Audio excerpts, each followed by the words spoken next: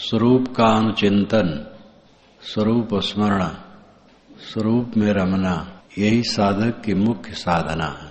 अपने आप को सबसे अलगाए लेना। श्री पूर्ण साहब ने कहा, अपने आप को सबसे अलगाए लेना।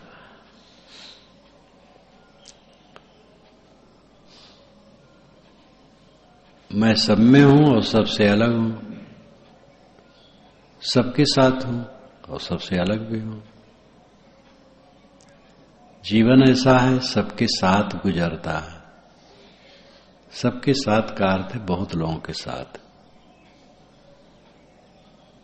और अपने असंग स्वरूप को समझकर उसमें अनुराग और उसकी स्थित असंगता की स्थित व्यवहार और परमार्थ दोनों जीवन के दो पहलू हैं और जीवन भर उनको अलग नहीं किया जा सकता है। सिक्के के दो पहलू हैं, अगर तोड़ दिया जाए दोनों पहलू तो सिक्का नहीं माना जाएगा, चलेगा नहीं।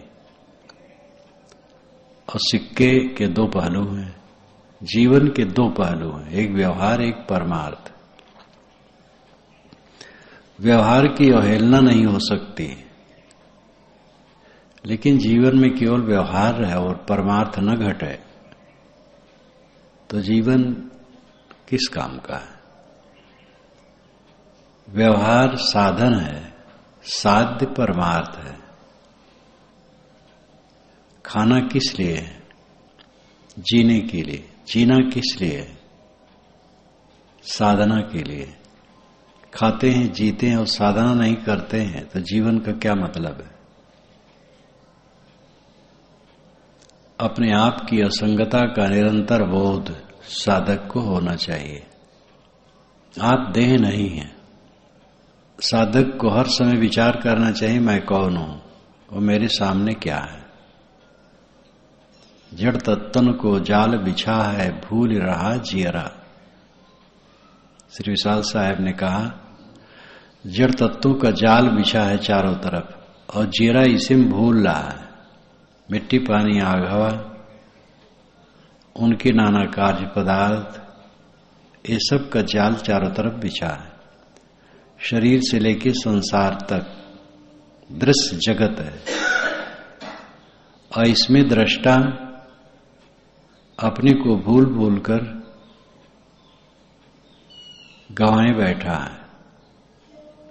सबसे निकट शरीर और शरीर के एक एक अंग को अपना स्वरूप मानकर जपता है।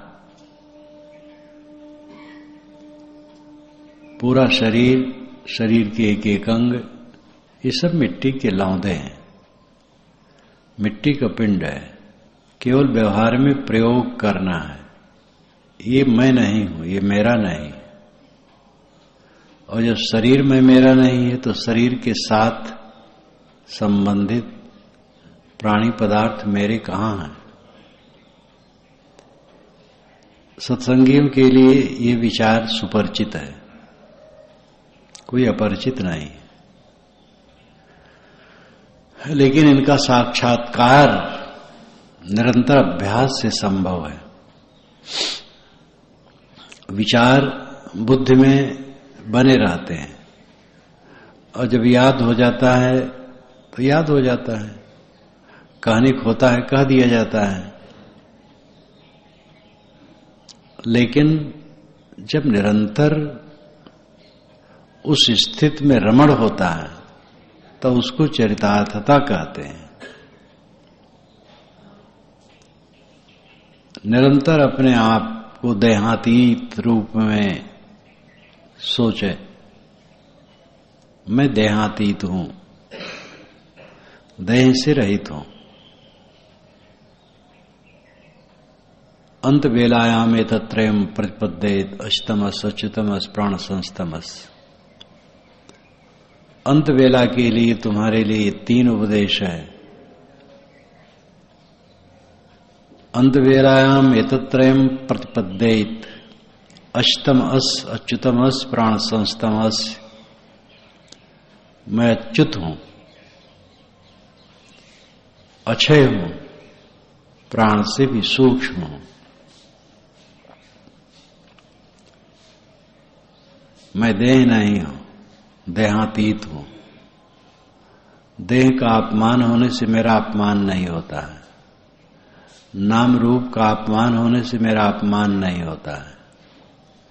आंख फूट जाए तो आत्मा काना नहीं होता है, पैर कट जाए तो आत्मा पगला नहीं होता है, शरीर गलता है तो आत्मा गलता नहीं है।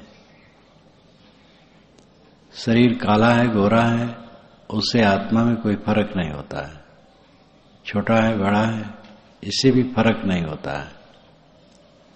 शरीर भाव से अपने को निकालना, स्वरूप विचार में रमना, ये आत्मज्ञानी का काम है। साथ साथ व्यवहार है, व्यवहार को व्यवहार की तरह करना। कोई भी विवेकवान व्यवहार की अवहेलना नहीं की है। पूरा काल से ले लो, वेद में भी कर्मकांड है, बहिर्मुखता है, लेकिन अंतर्मुख विचार के बीज है। पर्वत के किनारे नदी के तट पर साधना करने की बात वेद में भी आती है।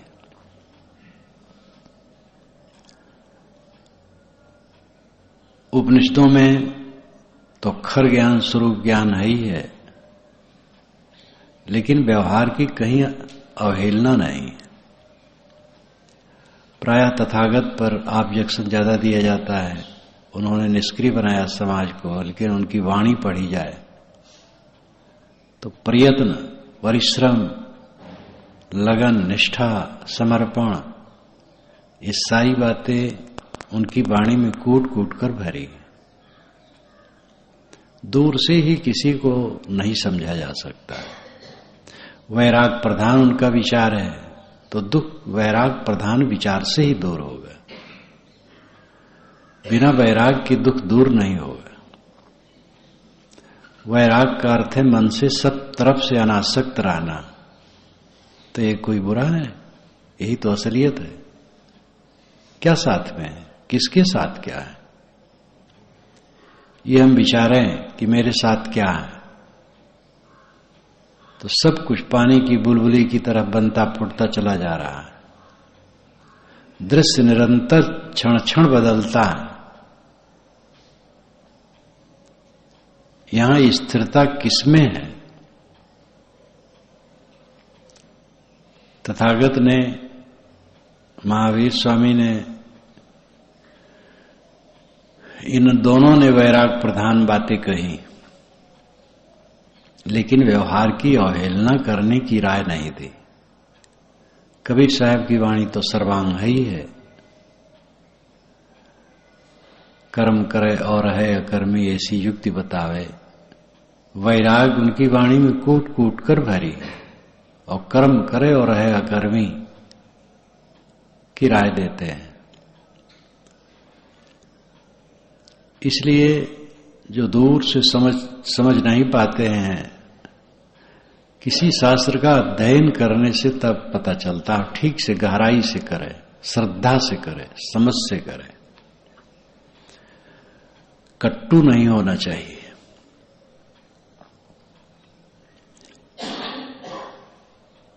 अध्यात्म और व्यवहार ये दोनों जीवन में लेके चलना होगा। मैं निर्मल हूं, निर्विकार हूं, मेरे में भूख प्यास नहीं है, सुख दुख नहीं है, ठंडी गर्मी नहीं है, हर शोक नहीं, हान लाभ नहीं है, मेरा स्वरूप निर्मल है। गुजरात में मैंने सुना था एक प्रबुद्ध व्यक्ति से कि इसका सिविल लगता है और वो इंग्लिश में कहते हैं, आप निर्मल हैं, आप में कोई दुख नहीं, आप में कोई परेशानी नहीं, इंग्लिश में छोटे छोटे वाक्यों में बड़े प्रांजल इंग्लिश में कहते हैं। तो मैंने कहा कि ये इसका स्रोत क्या है? उन्होंने कहा उपनिषद चिंतन और संतों की वाणी के चिंतन का एक स्वरूप है। तो पूरे में शिविर में इस पर भावना देते हैं और कहते आप दुखी क्यों हैं? काफी इसमें उन्होंने सफलता बताई, कितनी हीन भावना वाले बहुत अच्छी मानसिक स्थिति में आए। और उन्होंने वो स्वयं उस शिविर में जाकर के लाभ लिए हैं। और जो कहते थे उन्होंने स्वयं कह करके बताया।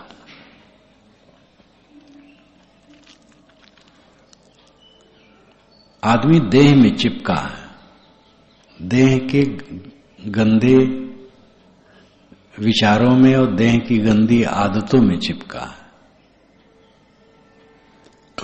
देहाभिमान दूर किए बिना देह की गंदी आदतें मिट नहीं सकती। देहाभिमान दूर करना चाहिए, मैं देह नहीं हूं, और देह की गंदी आदतों से ऊपर उठना चाहिए। व्यवहार को कुशलता से करना चाहिए। मैं पूर्ण तृप्त हूं, आत्मिक भाव से ठीक है, लेकिन भूख लगेगी, भोजन करना होगा शरीर के लिए। जहां रहो साफ सफाई न करो, कितनी गंदगी होगी। साधुओं का आश्रम स्वच्छ हुआ करता है, एक वे आदर्श देते हैं। तो अगर वे आलसी होते तो स्वच्छ कैसे रहता? परिश्रम हर जगह जरूरी है। व्यवहार को व्यवहार की तरह से करना चाहिए। और जो ये मानते हैं निकम्मा होना साधुता है, वो समझदार नहीं। परिश्रमी होना चाहिए। श्री काशी साहब ने ऐसा आदर्श दिखाया। वो जब जहां लगे, जब नौकरी से इस्तीफा दिए, समझ पाए और आनन फानन में वैसे जल्दीबाजी नहीं किए। उसके बाद जब उनको ज्ञान पारक सिद्धांत का हो गया तो नौकरी करते करते उन्होंने पुस्तक लिखी थी पारक सिद्धांत के लिए, जो नाटक है। और फिर जब आए बुरहानपुर तो उनका तेज, उनका परिश्रम और उनका सब कुछ देख करके समाज बहुत खुश हुआ। तो उनको अधिकारी पद दिया, काम करने के लिए, सेवा के लिए स्वीकार लिए।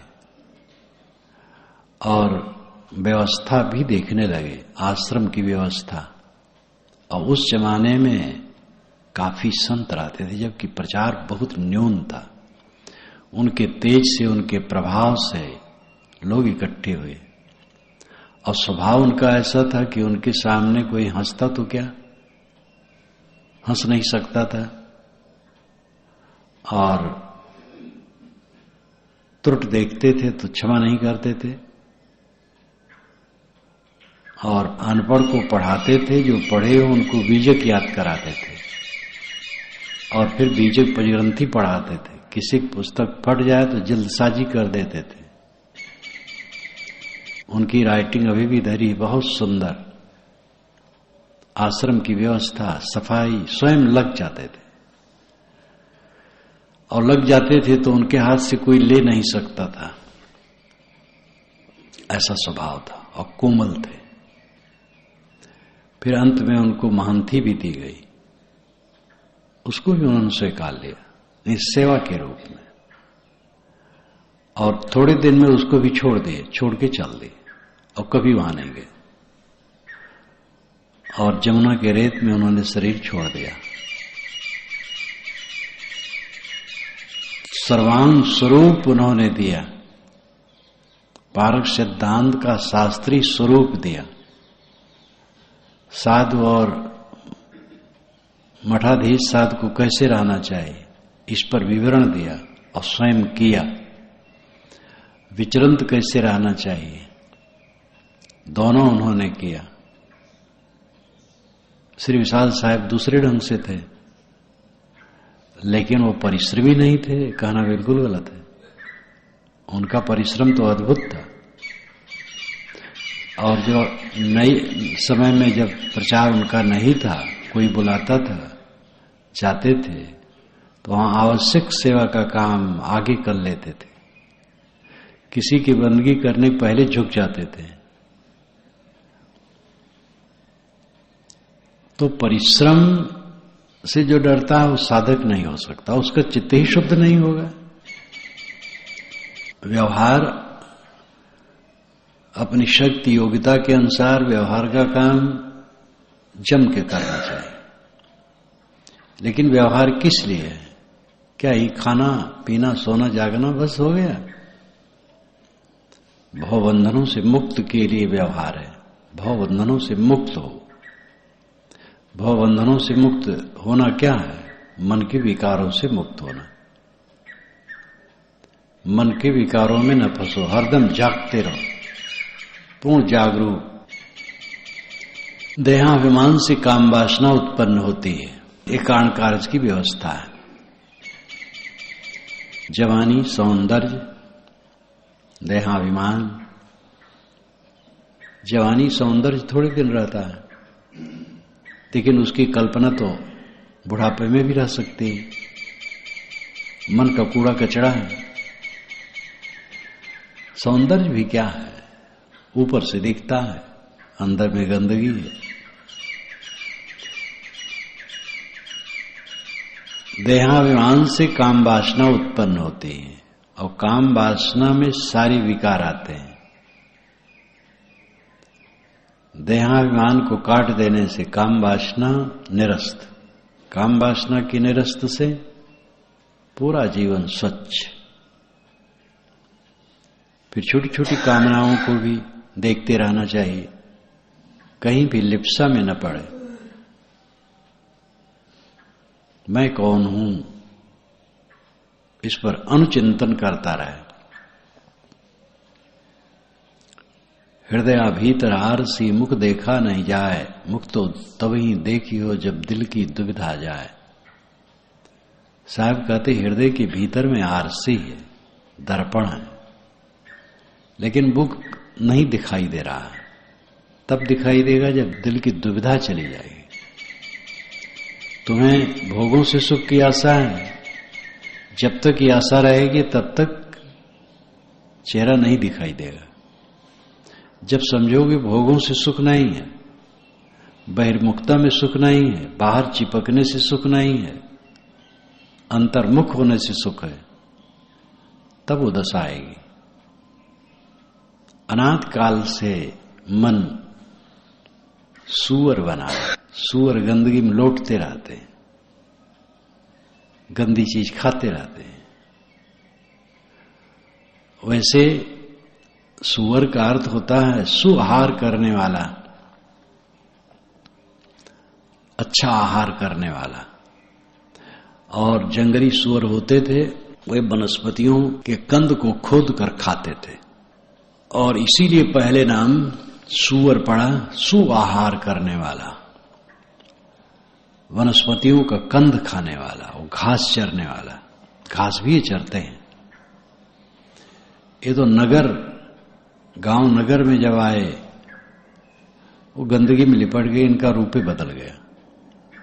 और सूअर का अर्थ ही है सुआहार करने वाला, उत्तम आहार करने वाला। लेकिन जो गांव के सूरों की दशा है, उसको देखते हुए कहा जाता है कि ये मन अनाथ काल से सूअर बना है, और उसको एकदम साफ कर लेना है। निर्मल मन, निर्मल मन के समान दुनिया में कोई उपलब्धि नहीं,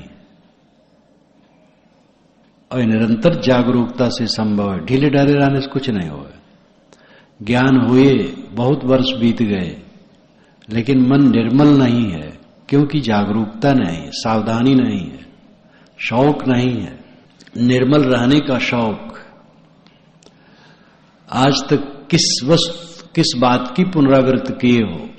काम, क्रोध, लोभ, मोह, राग, द्वेष, लड़ाई, झगड़ा, कला, कल्पना, वितर्क, कुतर्क, प्रतिक्रिया, रिएक्शन, हर्ष, शोक, इसी की पुनरावृत्ति आज तक किए हो।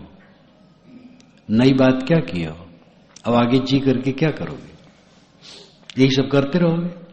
क्या मतलब है जीवन का? नई बात एक ही है, निर्मल मन। मन में कोई गंदगी नहीं, साफ सुथरा, और फिर हर्ष शोक नहीं, वितर्क नहीं, उद्वेग नहीं, अशांति नहीं, तृप्ति तृप्ति तृप्ति, कला और कल्पना, ये दोनों नहीं। अंदर में कल्पना, बाहर कला।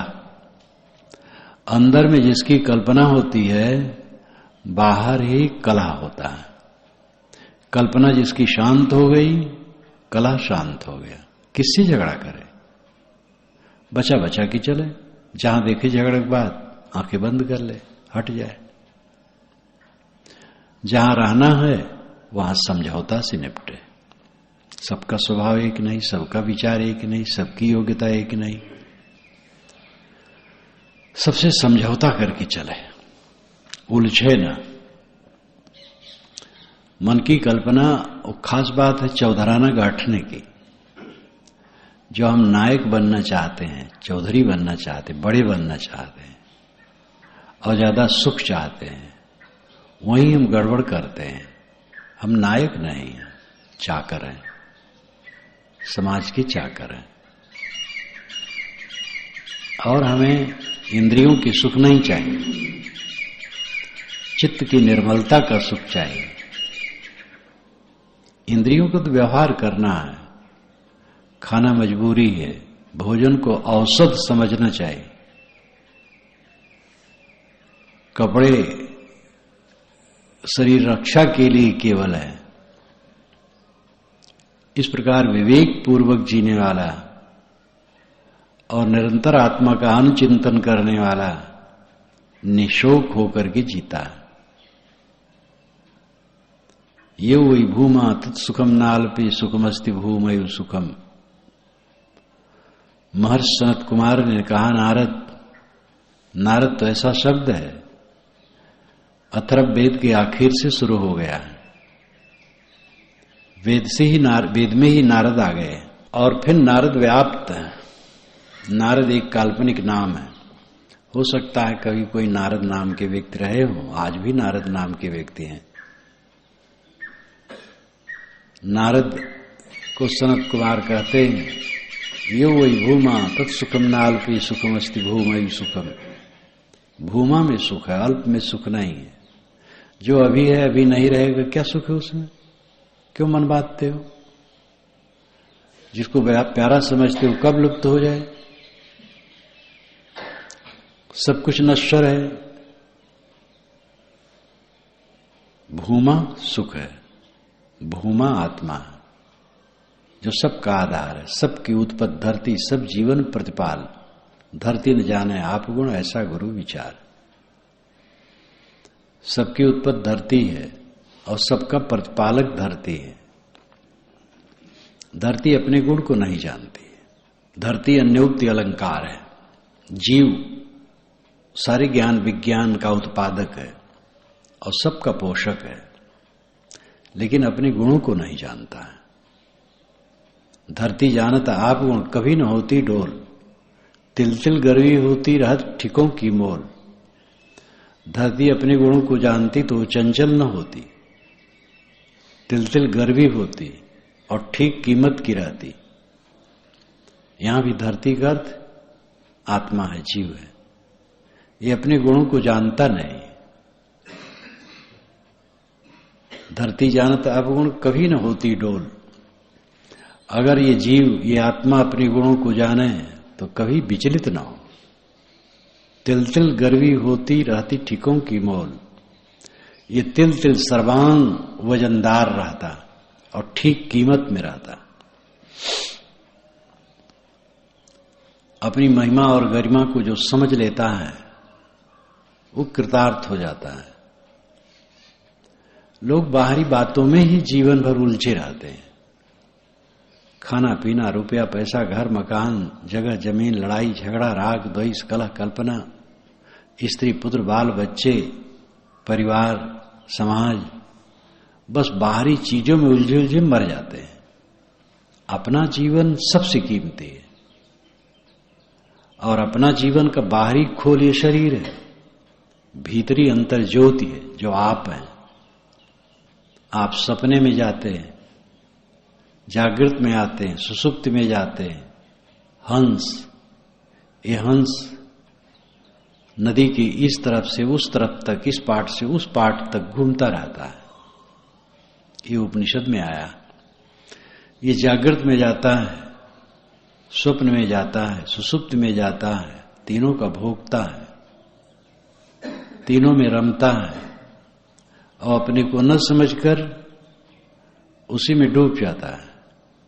अपने को समझे। पहले तो ये पूरी दुनिया है, उसके पश्चात निकट के परिवार और धन दौलत की चीजें हैं, उसके बाद अपना शरीर है, फिर इंद्रियां हैं, फिर मन है, फिर बुद्धि है, फिर आत्मा है। बाहर से अपने को समेटते चलो, समेटते चलो, समेटते चलो। ये चांद सूरज पृथ्वी नक्षत्र से हटो, ये नगर और गांव से भी हटो, अपने घर में आओ, घर में बाल बच्चों में या परिवार में या समाज में ठहरो, फिर वहां से और अंदर आओ शरीर में, फिर शरीर के बाद इंद्रियों का व्यवहार, उसको भी शांत करो, फिर मन में आओ और मन को भी शांत करो, बुद्धि में आओ और बुद्धि को भी शांत करो। तब स्वयं अपने आप रह गए।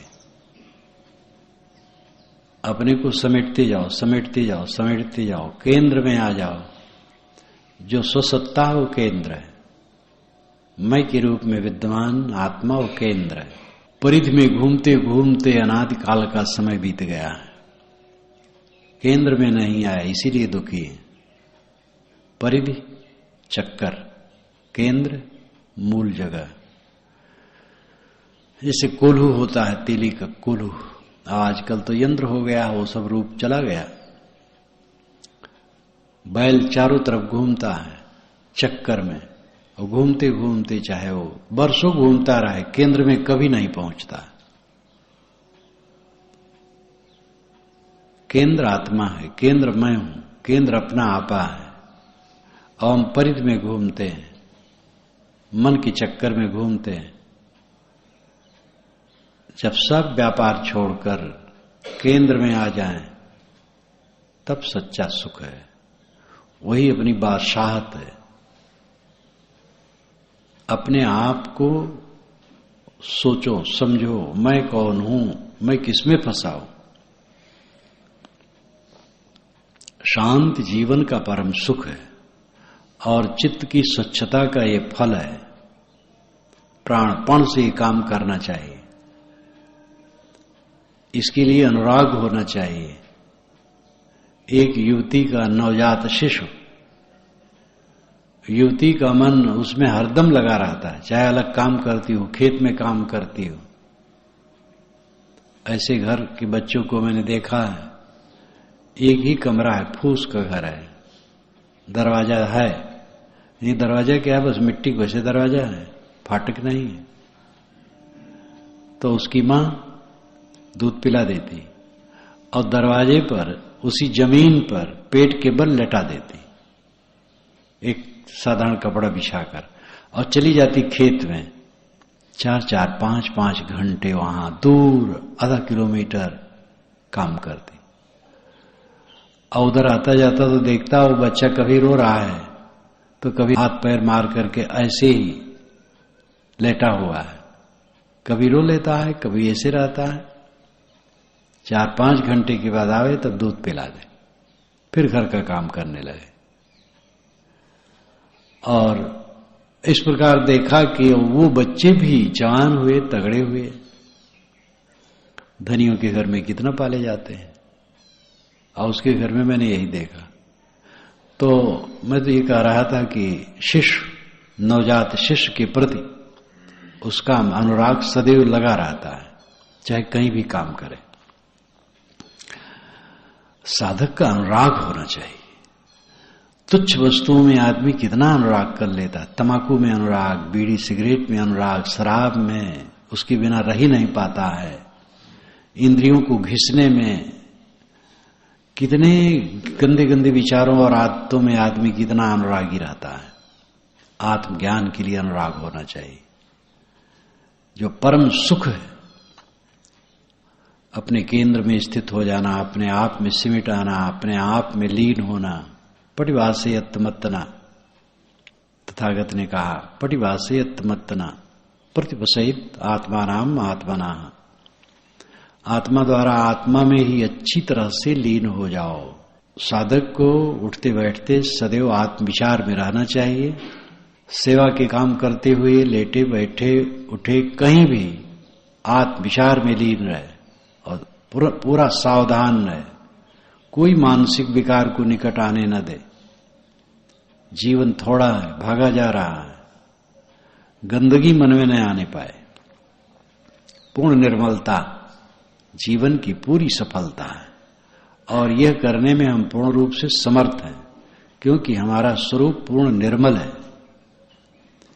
कोयला नहीं है, कोयला होए न उजरो सोमन साबुन लाए, ऊपर से कोयला लगा है।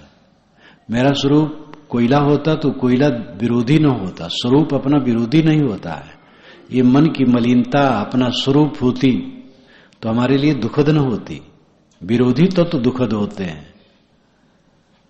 इसलिए हर व्यक्ति का जो अपना आत्म स्वरूप है, स्वभाव से शुद्ध और निर्मल है, यह समझकर उस निर्मलता को बरकरार रखने के लिए निरंतर